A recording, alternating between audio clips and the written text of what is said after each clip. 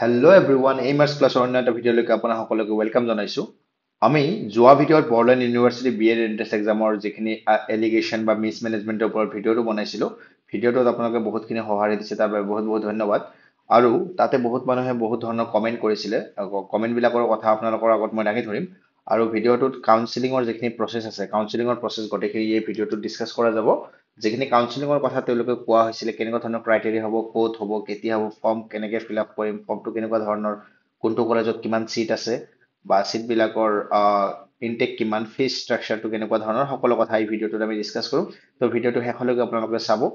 আৰু ইয়াতে আমি ডিছকাছ কৰিম যিসকলে এডমিশ্যন পোৱা নাই তেওঁলোকে কেনেকুৱা ধৰণৰ ইয়াতে আগভাগ ল'ব পাৰে তাৰ কাৰণে কেনেকুৱা ধৰণৰ ষ্টেপছ তেওঁলোকে ফ'ল' কৰিব পাৰে সেইখিনি কথা আমি এই ভিডিঅ'টোত ডিছকাছ কৰিম ঠিক আছে তো মই এটা কথা কৈ লওঁ আপোনালোকক যিখিনি মই কৈছিলোঁ যে যোৱা ভিডিঅ'টোত মই কোৱা গৈছিলে যে যিখিনি ষ্টুডেণ্টছে ছিট পাইছিলে তেওঁলোকৰ এণ্ট্ৰেন্স মাৰ্কছখিনি তাতে দিয়া আছিলে কিন্তু এনৰলমেণ্ট যিটো নাম্বাৰ আছিলে বা এণ্ট্ৰেন্সৰ যিটো ৰোল নাম্বাৰ আছিলে সেইটো তেওঁলোকক দিয়া নাছিলে কিন্তু পিছলৈকে তেওঁলোকে এণ্ট্ৰেন্সৰ ৰোল নাম্বাৰটো পিছলৈকে এড কৰি দিছিলে আৰু ভিডিঅ'ত কমেণ্ট দিছিলে যে মোক কৈছিলে বহুত মানুহে এনেকুৱা ধৰণৰ ছাজেশ্যন দিছিলে যে তেওঁলোকে নতুনকৈ প্ৰভাইড কৰিছে আপোনালোকে কৰা নাই তো মোৰ ফেক্টখিনি ৰং হয় তো মই যেতিয়া ভিডিঅ'টো বনাইছিলোঁ তেতিয়া তেতিয়ালৈকে তেওঁলোকে পাব্লিছ কৰা নাছিলে এণ্ট্ৰেন্স ৰোল নাম্বাৰটো পিছলৈকে তেওঁলোকে পাব্লিছ কৰিছে আৰু মই পিন কমেণ্টত সেইটো দি দিছিলোঁ যিসকলে চোৱা নাই তেওঁলোকে চাব পাৰে চেক কৰি কিনে তো ফেক্টখিনি কাৰেকশ্যন কৰি দিয়া গৈছে ইয়াতে আপোনালোকে চাই ল'ব ঠিক আছে তো ইয়াতে তেওঁলোকে এণ্ট্ৰেন্স ৰোল নাম্বাৰটো এড কৰি দিছিলে এতিয়া মই যিটো কথা পাতোঁ যিখিনি ছিট ইনটেক্ট আছে ইয়াতে তো গভমেণ্ট কলেজত টোটেল আপোনালোকৰ 5খন কলেজ আছে 5খন কলেজত ডাইৰেক্ট বঙাইগাঁৱত আছে 50টা ছিট য'ৰ এডমিশ্যন ফিজটো আপোনালোকৰ 20ৰ পৰা 30K ভিতৰত হয় যিটো ডাইৰেক্ট হাউলি আছে বৰপেটা জিলাত যিটো আছে তাতে 50টা ইনটেক হয় তাৰো যিটো এডমিশ্যন ফিজ হয় 15ৰ পৰা 22K এপ্ৰক্সৰ ভিতৰত হ'ব আপোনালোকৰ ডাইৰেক্ট নলবাৰী যিখন আছে তাতেও 50টা ছিটছ আছে তাতেও 20ৰ পৰা 30K এপ্ৰক্স আপোনালোকৰ এডমিশ্যন ফিজটো দেখা পাব আৰু ডাইৰেক্ট মৰিগাঁৱত 100টা ছিট আছে তাতে 15ৰ পৰা 20K ছিট ফিজ আপোনালোকে দেখা পাব ঠিক আছে আৰু 5th নম্বৰ যিখন গভমেণ্ট কলেজ আছে সেইখন আছে government college of teacher education Kokrajhar সেইখনতো আপোনালোকৰ 100টা ছিট আছে তাৰ ভিতৰত আপোনালোকৰ যিটো ফিজ ষ্ট্ৰাকচাৰ আছে সেইটো 10,000ৰ পৰা 17,000ৰ ভিতৰত আপোনালোকে দেখা পাব ঠিক আছে আৰু ইয়াৰ ভিতৰত দুখন প্ৰাইভেট কলেজ আছে এটা হৈছে গোসাইগাঁও বি এড কলেজ য'ত 100 ছিট আছে ইয়াতে ফিজ ষ্ট্ৰাকচাৰ তেওঁলোকে ভালদৰে প্ৰভাইড কৰা নাই প্ৰস্পেক্টাছ আপোনালোকে চাব পাৰে অফিচিয়েল ৱেবছাইটত গৈ কিনে কিন্তু এইটো গুৱাহাটী ইউনিভাৰ্চিটিৰ আণ্ডাৰত যিবিলাক প্ৰাইভেট ইনষ্টিটিউশ্যন আছে তেওঁলোকৰ যেনেকুৱা ধৰণৰ ফিজ ক্ৰাইটেৰিয়া আছিল তেওঁলোকৰ নিচিনাই হ'ব ঠিক আছে আপ টু 60ৰ পৰা বা 55ৰ পৰা আপ টু 1,90,000ৰ ভিতৰতে হ'ব বুলি ভাবোঁ আৰু তেনেকুৱা ধৰণৰ আৰু এখন প্ৰাইভেট কলেজ আছে যিটো ৰাইমিলি একাডেমি কলেজ যিটো আমাৰ বিজনীত আছে চিৰাং জিলাত সেইখনতো 100টা ছিট আছে এতিয়া মই যদি আপোনালোকক ডিছকাছ কৰোঁ যিটো কাউন্সিলিং ফৰ্ম আছে কাউন্সিলিং ফৰ্মটোৰ PDF-ৰ যিটো লিংক এইটো মই পিন কমেণ্টত আপোনালোকক দি দিছোঁ আপোনালোকে তাৰ পৰা ওলাই কেনে সেইটো প্ৰিণ্ট আউট কৰি এইটো আপোনালোকে ফৰ্ম ফিল আপটো কৰি ল'ব পাৰে ঠিক আছে তো ইয়াতে আপোনালোকৰ কেণ্ডিডেটছৰ নাম ফাদাৰ্ছ নেম মাদাৰ্ছ নেম এইটো কেটেগৰী ৱাইজ আপোনালোকে ফিল আপ কৰি গৈ থাকিব আৰু আপোনালোকৰ পাৰ্মানেণ্ট এড্ৰেছ ঠিক আছে লাষ্ট এক্সামিনেশ্যন পাছ বি এডৰ ৰোল নাম্বাৰ বি এডৰ এণ্ট্ৰেন্সত কিমান মাৰ্ক পালে লাষ্ট যিটো আপোনালোকৰ কোৱালিফিকেশ্যন আছিল যিসকলৰ BSc BA বা BCom আছিলে তেওঁলোকে ফিল আপ কৰি দিব এইটো পাৰ্চেণ্টেজ কিমান পাইছিলে দিব আৰু যদি বাই চান্স তেওঁলোকে PG কোৰ্চ কৰিছে মাষ্টাৰ্ছ কোৰ্চ কৰা ছাত্ৰ ছাত্ৰীসকলেও সেইটো মাৰ্ক আৰু তেওঁলোকৰ পাৰ্চেণ্টাইল অৰ CGPA যিখিনি আছে সেইখিনি এড কৰি দিব ঠিক আছে তো এইখিনি এইটো ফৰ্ম আছে ফৰ্মটো আপোনালোকে ডাউনলোড কৰি ইয়াক গোটেইখিনি প্ৰিণ্ট আউট কৰি কিনে আপোনালোকে এইটো ফিল আপ কৰি ল'ব এতিয়া মই যদি ইলিজিবিলিটি ক্ৰাইটেৰিয়াখিনি চাওঁ তো বি এড আৰু এম এডৰ কাৰণে প্ৰায় একে UG বা PG যিকোনো এটাত তেওঁলোকে আপ টু 50% মাৰ্ক তেওঁলোকৰ থাকিব লাগিব ফাইনেল ৰিজাল্টত আৰু ইয়াৰ উপৰিও যিখিনি ST SC OBC আছে তেওঁলোকৰ কাৰণে এইটো 45 মাৰ্কছ 5% তেওঁলোকৰ কাৰণে ৰেহাই দিয়া হৈছে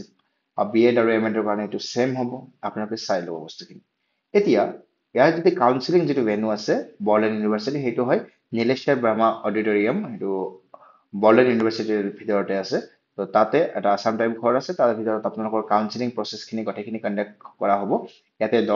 ৰাতিপুৱা 10 বজাৰ পৰা আৰম্ভ হ'ব বি এড আৰু এম এডৰ কাউন্সিলিং তো আপোনালোকে ৰাতিপুৱা 9 বজাৰ মানলৈকে তাতে গৈ উপস্থিত হ'ব যিসকল ল'ৰা ছোৱালী ইয়াতে ছিট পাইছে বা তেওঁলোকৰ নাম মেৰিট লিষ্টত আছে তেওঁলোকে তাতে গৈ উপস্থিত হ'ব ঠিক আছে এতিয়া এইখিনি কৰাৰ কাৰণে তেওঁলোকৰ যিখিনি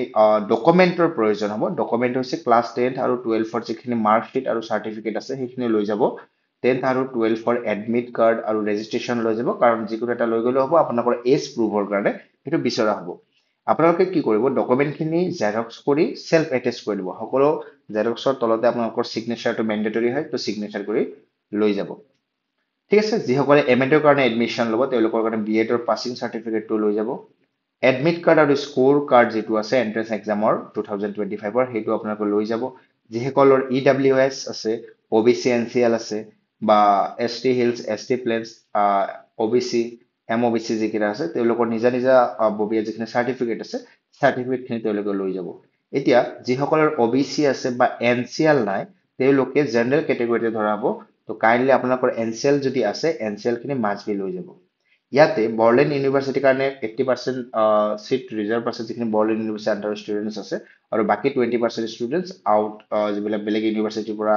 গ্ৰেজুৱেশ্যন বা মাষ্টাৰ কৰা তেওঁলোকৰ কাৰণে আছে। তো তেওঁলোকে তাৰ কাৰণে মাইগ্ৰেশ্যন চাৰ্টিফিকেটটো লৈ যাব লাগিব।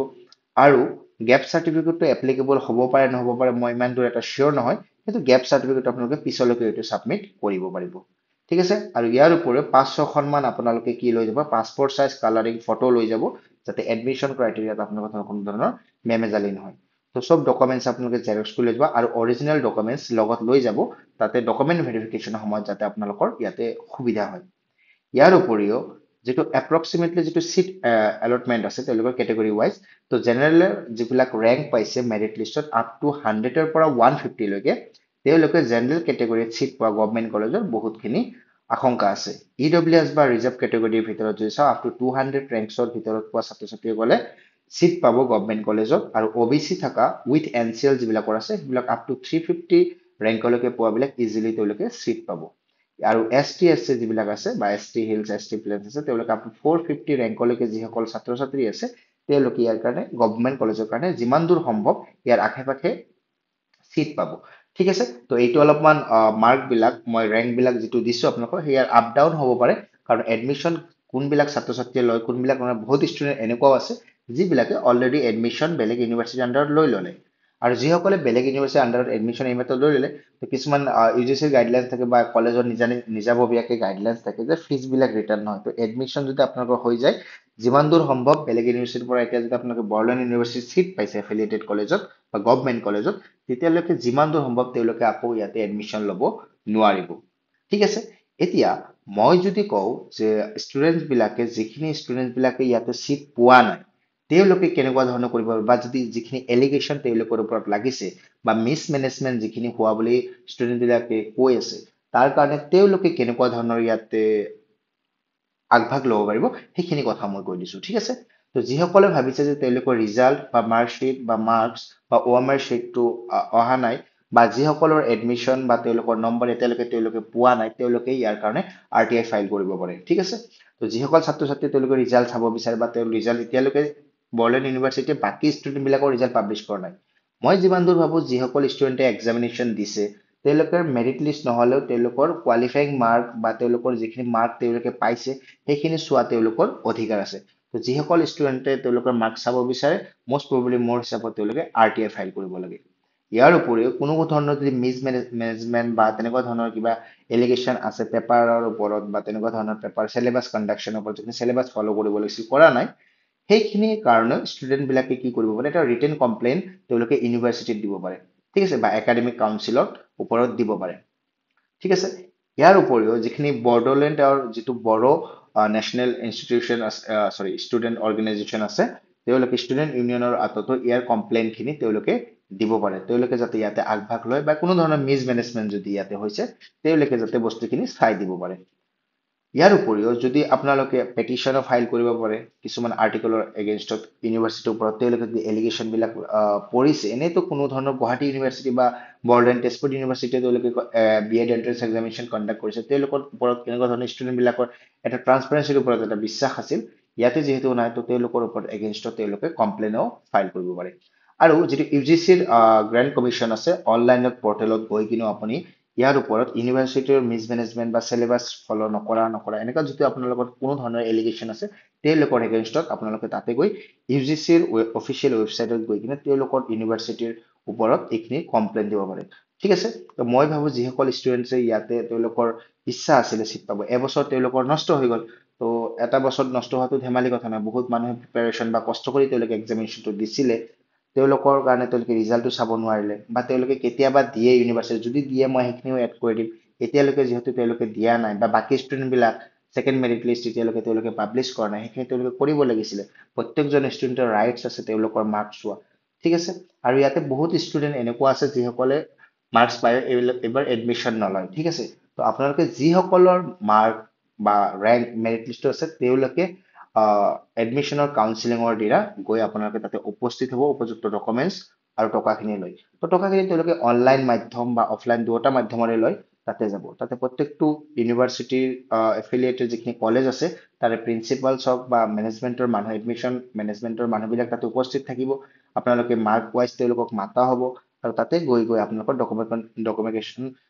ভেৰিফাই কৰি কিনে আপোনালোকে ডকুমেণ্টখিনি চাই চিন্তি যিটো কলেজত আপোনালোকে ল'ব পাৰে লৈ ল'ব তো চিট যেনেকুৱা ধৰণে খালী থাকিব সেই ৱাইজত আপোনালোকে কি কৰিব পাৰিব তাতে চিটখিনি ফিল কৰিব পাৰিব